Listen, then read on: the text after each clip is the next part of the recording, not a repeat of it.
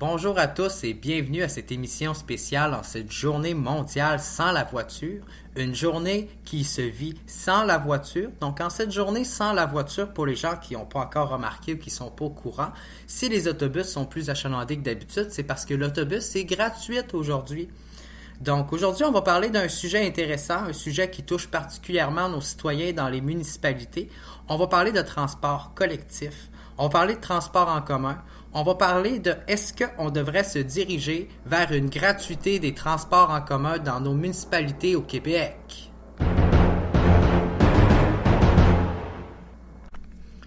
La gratuité des transports en commun, c'est pas une promesse, c'est pas une proposition qui date d'hier.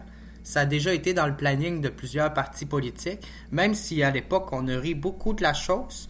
On a aujourd'hui édulcoré un peu cette proposition-là dans les partis politiques pour proposer de subventionner aujourd'hui les transports en commun, dénationaliser et d'en faire finalement des transports plus accessibles à moindre prix. Mais à une certaine époque, certains partis prônaient la gratuité des transports en commun. Donc aujourd'hui, à Québécois, sur ce podcast, sur cette série podcast, on va parler du fait est-ce qu'on devrait revenir à favoriser la gratuité des transports dans nos municipalités. La gratuité des transports en commun, c'est quoi? Pour commencer, les transports accessibles, ça passe par l'accessibilité pour tous aux transports en commun. Et je pense que selon moi, il n'y a pas meilleur que je pourrais dire accessibilité pour les gens que la gratuité. Quand on regarde ça, la gratuité, c'est pas mal la meilleure concurrence dans tous les sens du terme. Donc, en ce 22 septembre, je n'ai jamais vu autant de monde dans le centre-ville et dans le réseau d'autobus et celui des transports en commun de la ville de Saguenay. J'ai jamais vu autant de monde dans le système de transport en commun en ce jeudi 22 septembre 2022, où il semblerait que le lien à Saguenay entre l'achalandage et la gratuité des autobus se démontre enfin, se prouve enfin aux yeux du public. Semblerait que d'avoir mis les autobus gratuits à Ville-Saguenay aujourd'hui a semblé faire un effet d'achalandage. Semblerait que, selon ce que j'ai vu moi-même dans les autobus aujourd'hui, il y avait pas mal plus de monde que d'habitude. Non, mais c'est vrai. Ça prend pas un diplôme universitaire pour voir et réaliser et comprendre que de donner du transport accessible en augmentant l'offre en transport en commun répond ainsi à une demande raisonnable pour des gens qui sont sans transport. Si les personnes âgées manquent à l'appel, les jeunes, eux, on a pu les voir aujourd'hui dans nos autobus. La nouvelle génération, elle, nos immigrants, semblent avoir répondu à l'appel de nos transports en commun autant que les communautés pauvres et vulnérables aujourd'hui. Aujourd'hui, j'ai vu des autobus à Saguenay dans le centre-ville qui étaient pleines de monde qui allait dans le centre-ville et qui retournait chez eux, qui revenaient du centre-ville. Mais c'est sûr qu'encore là, il y a beaucoup de gens qui étaient comme pas au courant qu'aujourd'hui les autobus étaient gratuits. Donc pour d'autres, c'était juste une surprise pour la journée, aujourd'hui, d'apprendre la gratuité du transport public en cette journée, qui est la journée mondiale sans voiture. Quand on va faire des recherches puis qu'on se demande pourquoi que l'autobus est gratuit. Parce que moi, ce matin, j'étais pas au courant que c'était la journée mondiale sans voiture. J'étais pas au courant que l'autobus était gratuit. Puis j'avais des rendez-vous importants. Fait que je suis parti, j'ai couru, je suis sorti de chez nous. Puis là, j'étais allé à la banque, me sortir de l'argent. Puis là, je cherchais une place, m'acheter un café, un restaurant ou aller me chercher un café pour avoir de la monnaie pour prendre l'autobus. Puis écoute, ça faisait la file dans tous les restaurants. C'était plein de monde. Fait que finalement, j'étais allé au dépanneur me chercher de la monnaie. Il a fallu pour ça que je m'achète quelque chose, malheureusement. Puis après ça, j'étais allé au terminus. Puis là, je me demandais justement comment ça se fait qu'aujourd'hui, nos sociétés de transport en commun ne prennent pas la carte de crédit, le débit. Il faut toujours du cours de la monnaie pour prendre l'autobus. Il n'y a pas de machine à change en monnaie. Il n'y a pas de machine distributrice d'un terminus de Saguenay pour justement te faire du change puis t'acheter quelque chose pour de la monnaie. Si t'es pogné avec un 20$, un 5$ ou un 10$ rond dans tes poches, t'es fait. T'es vraiment mal pris. C'est vraiment pas fonctionnel, c'est vraiment pas pratique de prendre l'autobus à Saguenay, sauf quand tu te réveilles et tu te rends compte que c'est gratuit aujourd'hui. Donc la question que je vous demande aujourd'hui, c'est est-ce que c'est parce qu'on est jeudi Ou est-ce que c'est parce que le transport en commun est gratuit? Ou est-ce que parce que c'est un peu des raisons des deux, c'est un peu un effet de la cause des deux, qui fait en sorte que ce matin, ça faisait la file chez Tim Hortons puis chez McDonald's, puis qu'il y avait presque personne à la station-service? Est-ce que c'est en lien avec le transport en commun et la gratuité et la journée sans voiture? Le fait que il y avait plein de monde aujourd'hui au centre commercial puis à la place du Royaume qui attendait dans les arrêts d'autobus et que les autobus étaient pleines de monde. Pleines. C'est à se demander même s'il suffisait à la demande aujourd'hui. En fait, je vois bien, puis je réalise bien la différence lorsque l'offre offre bien plus de services pour un prix bien plus concurrentiel et accessible. Et dans les faits, rien n'est plus accessible et concurrentiel que les principes de la gratuité, on va se le dire. C'est le meilleur des principes de concurrence dans les faits pour tous les compétiteurs de la Société des transports publics de Saguenay.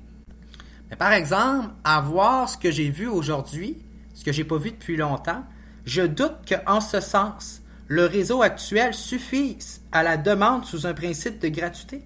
Car juste en cette journée, certains autobus étaient pleins de monde et certains trajets ne fournissaient pas à la demande. Pour vous dire, il manquait des places dans l'autobus pour que les gens puissent s'asseoir.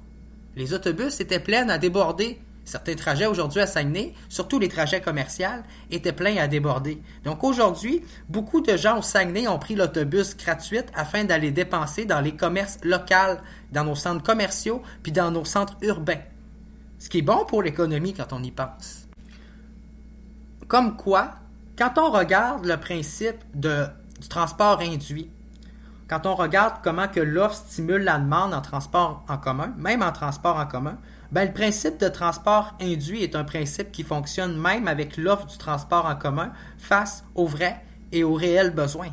Quand on répond à une vraie demande par une offre qui répond à la demande, eh bien on répond au trafic induit dans le domaine du transport en commun. On augmente ainsi l'achalandage du transport en commun et réduit l'achalandage de la voiture sur nos routes et réduit ainsi la congestion routière sur nos routes. Parce qu'aujourd'hui, c'était jeudi. Aujourd'hui, tout le monde avait leur paye, tout le monde sortait avec leur voiture pour aller dépenser. C'était jour de paye. C'est ça qu'on fait le jour de paye. On va dépenser, on se gâte, on se fait plaisir au Québec, on se fait du fun, on s'amuse, on en profite, on a travaillé fort, pas pour rien. Fait que c'est ça qui est arrivé. Donc, c'est plaisant d'avoir un 22 septembre, une journée sans la voiture qui tombe un jour de paye pour qu'on puisse faire un profil puis une comparaison de ce que ça peut donner sur le point de vue de l'achalandage de notre réseau routier. Écoutez, c'est vrai que personnellement, j'aime bien ça que les autobus soient vides, d'avoir tous les sièges pour moi puis toute la place pour moi. Mais est-ce que c'est une façon judicieuse d'utiliser nos transports en commun? Je pense pas. Pas après ce que j'ai vu aujourd'hui. J'ai vu comment que les étudiants, les jeunes, les immigrants, les personnes défavorisées, handicapées, les personnes handicapées prennent l'autobus quand elles sont gratuites. Et comment que les jeunes, il y a un achalandage record quand on met la gratuité des autobus. On voit qu'on répond à une demande. Puis c'est pas fou, parce que ça fait des années que les jeunes à Saguenay répètent la même chose puis disent que le système d'autobus de Saguenay coûte trop cher et donne pas assez de services, puis il y a des heures de service trop réduites. Il offre pas assez d'heures de service. Mais par exemple, le jour où on met les transports gratuits, il n'y a plus personne qui chiale après le service. Mais il y a plusieurs personnes, par exemple, qui sortent pour le prendre à la place de chialer. C'est dur de chialer après un service qui est gratuit. C'est sûr que quand tu le payes, puis que tu as l'impression de le payer plus cher que ce qu'il te donne puis ce qu'il vaut, là, tu as plus tendance à mémérer, à chialer, puis à argumenter dans ta tête, puis à te dire que finalement, tu n'en as pas pour ton argent. Mais quand c'est gratuit, est-ce que tu chiales du service que tu as? Pas mal moins. Étant donné que le service est gratuit, est accessible et te dépanne déjà en partant et t'offre déjà une bonne chance en étant gratuit et accessible, chialer après quelque chose qui est gratuit, c'est un peu chialer après quelque chose qui t'est offert, là. Tandis que chialer après quelque chose que tu payes, là, tu chiales pour un service que tu t'offres puis que tu payes. C'est différent. Différent entre chialer pour quelque chose qu'on t'offre. Quand on t'offre un cadeau, c'est rare que tu chiales sur le cadeau qu'on t'offre. Seulement, tu es content de te le faire offrir. De te faire offrir quelque chose qui est gratuit, que tu n'avais même pas envisagé avoir et que tu reçois. D'un service de quelqu'un que tu n'attendais même peut-être pas recevoir. Donc, la question est, est-ce qu'on devrait rendre, du moins, les transports gratuits à Ville-Saguenay? Oui. Mais est-ce qu'on devrait avant tout les rendre plus accessibles et moins chers? Certainement. Je pense qu'on a tout à gagner en allant vers ce principe, vers un principe d'abordabilité, de gratuité et d'accessibilité. Je pense qu'on constate aujourd'hui un achalandage beaucoup plus qu'à son habitude.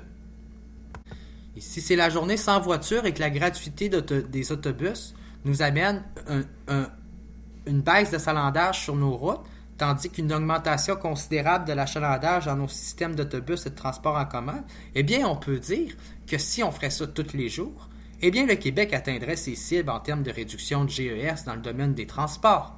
On réussirait à réduire le fardeau des voitures et les embouteillages dans nos villes.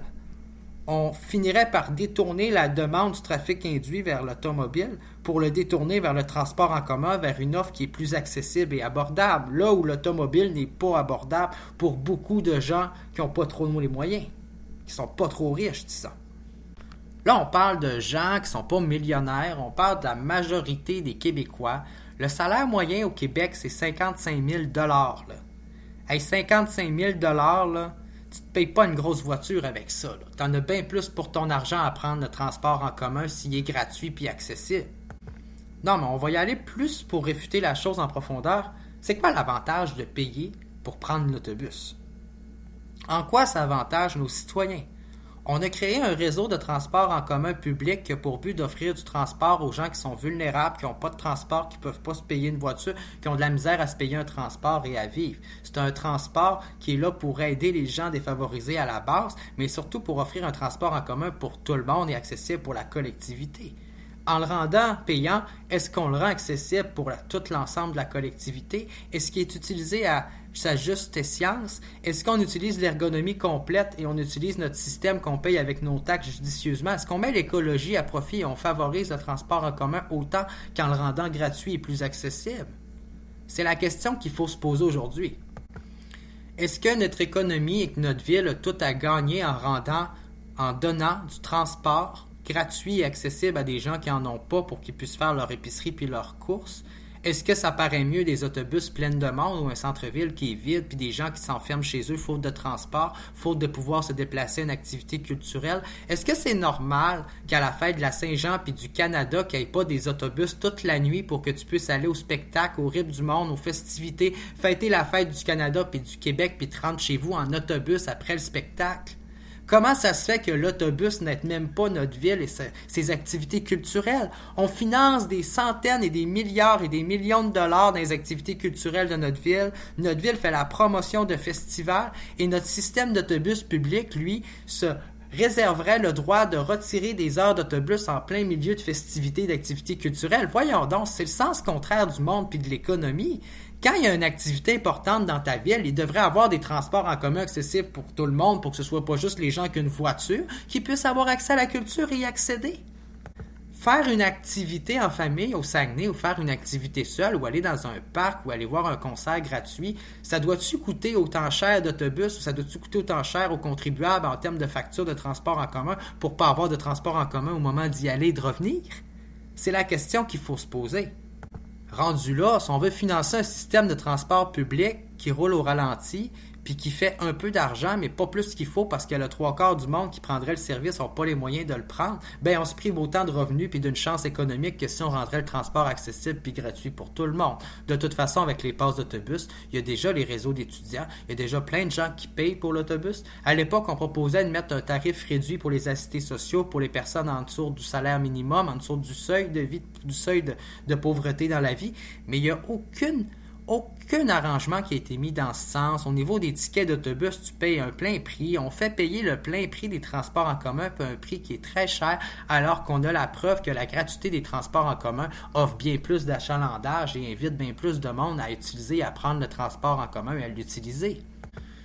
Est-ce qu'on aurait des raisons de financer notre service de transport en commun s'il serait plein de monde qui le prendrait, même si ça serait gratuit le prendre, ou est-ce qu'on a autant de raisons à financer un service qui prive nos citoyens de prendre puis d'avoir un transport en commun en tout temps pour aller à leur activité culturelle, pour aller travailler, pour aller voir leur famille, pour avoir un rendez-vous, pour avoir une vie amoureuse, pour avoir un transport en tout temps quand ils ont besoin de faire ou d'accomplir quelque chose dans leur vie qui est important à leurs yeux et pour leur identité personnelle et sociale et commune. Je pense qu'il faut étudier la chose en profondeur puis se dire que la gratuité, c'est peut-être une bonne solution.